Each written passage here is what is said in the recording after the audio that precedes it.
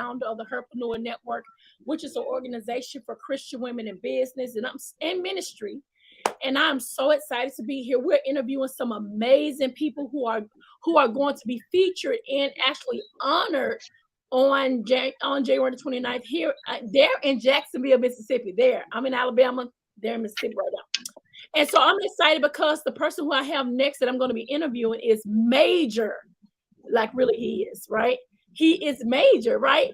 And so he's teachable, guys. I found out that he is teachable because I just taught him some things, right? I didn't know who he was until he told me. I'm like, Lord, help me, Jesus. But nevertheless, before we bring him on, I want to definitely give a shout out to Dr. Sylvia Cole.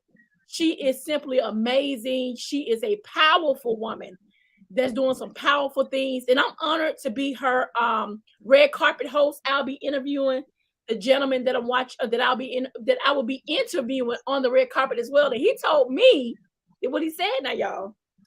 He said he about to bring the pain. He gonna be sharp on the red carpet. Listen, he's gonna do all things. And so I want to go ahead and bring him in while he's here. And he can't stay long, so I'm gonna make sure I be frugal with my time. Chief, how you doing? Yes. Oh, I'm wonderful. How's everybody else doing? Chief said he is teachable. Y'all, I promise you, he really is. You know, I was telling him before we went live, I said, now, my husband, I tell him one thing, he don't listen, but you was able to catch on quicker. We in this interview, and we're going to have a good time today. All right. So tell the people who you are and what you do. First of all, did I put an S on my name? Because there is an S, should be an S on my name. Let me see. Did I? I don't know what your name is. I don't see your name, Chief. You don't see it? I put it right under me. Yeah. It should be Willie Owens instead of Willie Owen. Look, I see.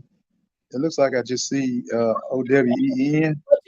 But that's not important. We on live. People watching. Okay. I see it now. Okay. So go ahead. Tell people. Yeah.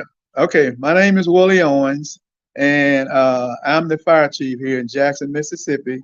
Actually, this is my second term as being the fire chief. I was a fire chief in 2013 to 2014 under Chokwe Lumumba. And as you know, Chokwe passed in office. And when he passed, of course, there was another mayor that came in and he fired me, of course. And so then Mayor Chokwe Lumumba's son, who is the mayor now, Chokwe Antar Lumumba, ran for mayor. He won. And he kept telling me, he said, Chief, we're going to win, and we're going to bring you back again as the fire chief. And of course, we did that.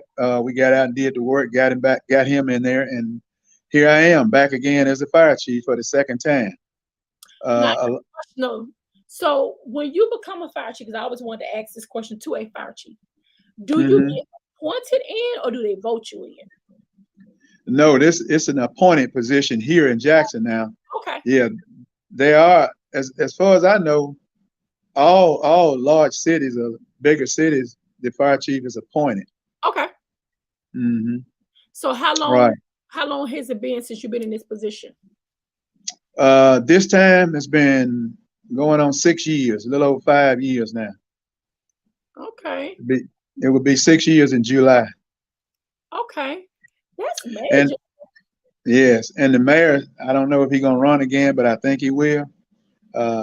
But I'm kind of telling him that I'm going to get out of here because I've been here for a long time. You had a good conversation. He brought you back. Yes. I started with the Jackson Fire Department in 1974, and I worked for 31 years, and I retired in 2005. And I was out of the fire service until Chokwe ran for mayor, and he brought me back in 2013 as a chief. So. Chief, I wouldn't even born when you became a fireman. I wouldn't even in existence. Is that right? Yeah. Wow. I wasn't even in existence, and you you wasn't even in the incubator. You saving the world. You right here saving the world. I wasn't even born. You know what I'm saying? So wow. So I see why she giving you this lifetime. Okay, so my question: when you found out that you actually getting a letter from the White House, what did you say? Were you the kind of person be like, nah, I'm good, I ain't gonna accept it? Or did you say, yeah, I'm down for it? Like, what did you say to Sylvia? when they reached out? Well, really, when I first saw that, I was thinking, I said, somebody nominated me for a Lifetime Achievement Award from the president. I said, wait a minute.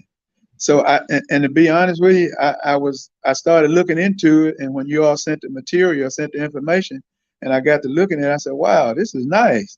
And then I'm still wondering now who nominated me, because I know I've done a lot of work around here. That's it. Yeah, I've done a lot of work in the city of Jackson and in other places, really, outside of Jackson. And so I was just so elated that, someone felt that way about me to nominate me for this award. And, it would be something that I would cherish for the rest of my life. I'm serious, man. You finna get like the little thing and the little paper, you standing behind in front of the people. Like, that's major. So how do you know Dr. Sylvia? Do you know Dr. Sylvia? Do you even know who she is? No, I didn't, but I did some research and found out that I know Dr. Sylvia's cousin, Lester Cole, here in Jackson. Okay. Lester's wife worked for the city of Jackson, and Lester worked for, I believe, AT&T, one of the phone companies, for years. Okay. And found out that they were first cousins. And so, yeah. As a matter of fact, I think, beg pardon? She major. Yes, yeah, I see. Oh, yeah. I've dug into her background now. Yeah, she is major. She said he been researching. She said, wait a minute. Yeah. You gotta research now. You gotta research. So, and I think she's on here. I think that's her saying, congratulations, Chief Owens. I think that's her. We're gonna find okay. Yeah, she watching. She's about her father's business. That's what I will say to her. I've been friends with her for a while, and she and I, we have kindred spirit. We believe in celebrating people. See, Chief, you don't want to die and then people falling all off of your casket and crying and saying they wish they could have told you what good of a job you was. See, she's giving you flowers while you still breathing and you in your right mind. You feel me? So, exactly. Yep, and I really appreciate that. Yeah. I appreciate that. So I would definitely question. I got to ask you the question. Okay. So you met Deion Sanders, right? Yes, I have. That's my buddy now. I love him. Yeah, I just didn't like the way Deion left here, but we all good. Yeah. Because I know you was like there, like you the fire chief, so you had to meet him now. Right. I met him. Didn't he bring money to the city or notoriety to the city? Yes, he did. He brought a lot of notoriety. Along with some other resources, Oh. And I appreciate him for that. All of the people here in Jackson appreciate him for that. Yeah, and I'm quite sure he probably left. You was disappointed him leaving, but I'm just a person. I'm all about making sure take the good side of things, because it made me want to come to your city because of him. Well, and a lot of people did come because of him. We had never had a game day to come here before, and they came, and I mean, a lot of other people, Michael Strahan, all those people came here, a lot of people, and he was responsible for that. Now, I wasn't disappointed that he left. I said I was disappointed the way he left. The way he left, yeah. Yes. There's a difference. It's a difference. I respect that. Yeah, I actually. I met him a couple of times, but I'm just excited to know that because when I see the word chief, I'm thinking that you like military or something. But I didn't know you the chief of police. Chief of fire department. That's major. Yes. What made you decide to be what made you decide to say yes to this type of service? Well, let me tell you this. I tell all of my guys, I had never been inside of a fire station in my life before I became a firefighter.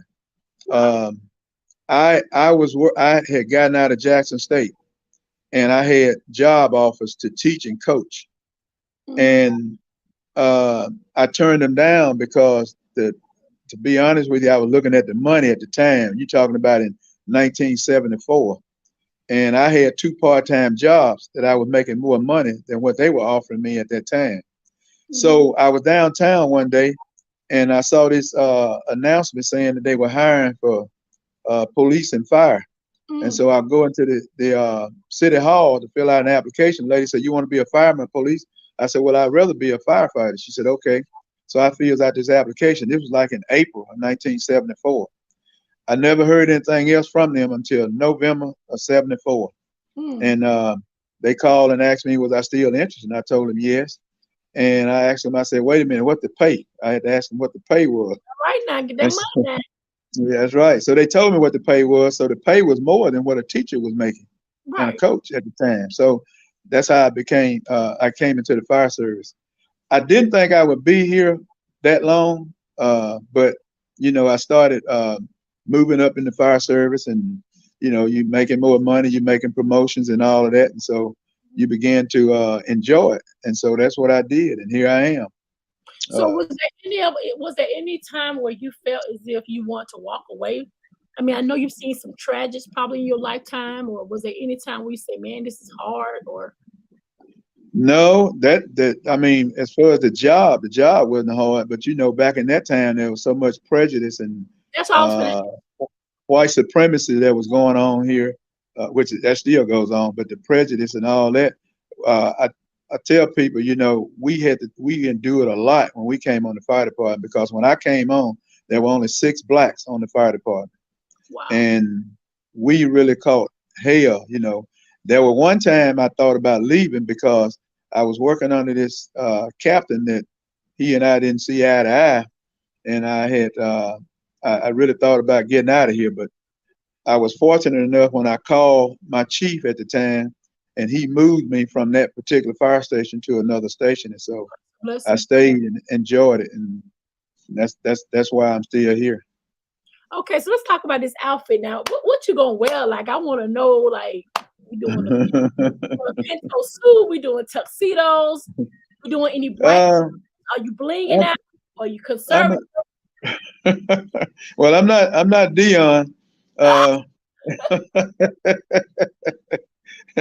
So I'm gonna put on a little tux. That's what I have on. Okay. Yeah.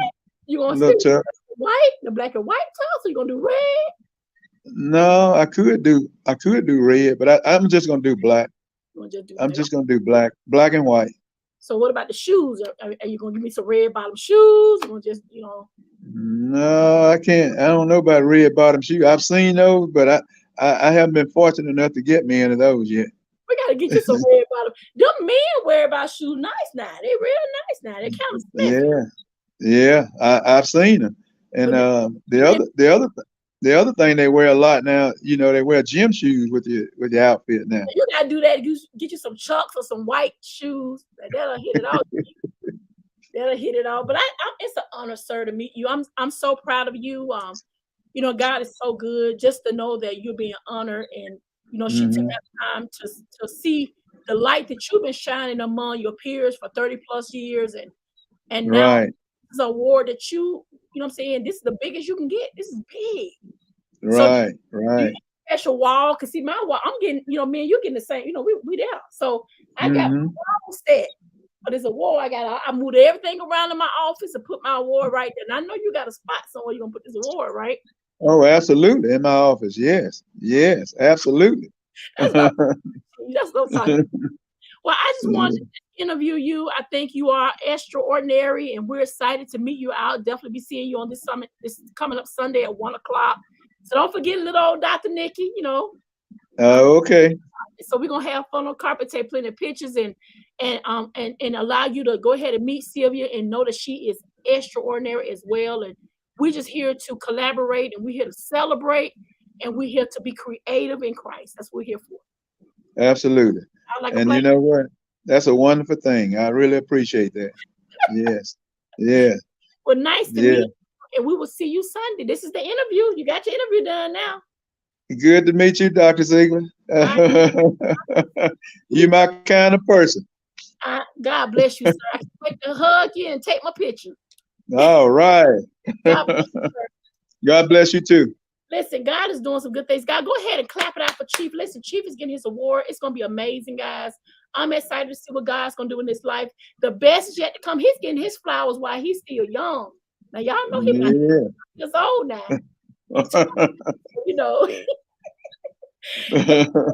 Thank you for watching the show. The best is yet to come. You ain't seen nothing yet. Be blessed, guys. Bye.